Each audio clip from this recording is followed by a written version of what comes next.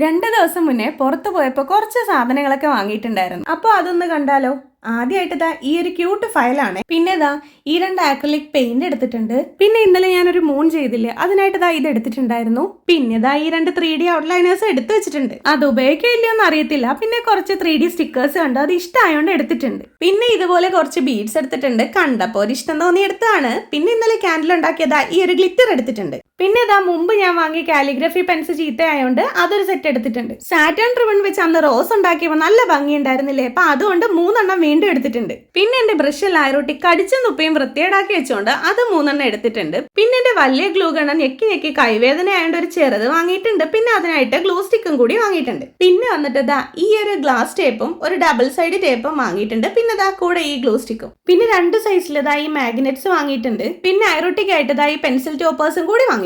അപ്പൊ നിങ്ങൾക്ക് ഇതിൽ ഏതാ ഇഷ്ടമായിട്ടുള്ള താഴെ കമന്റ് ചെയ്യണേ.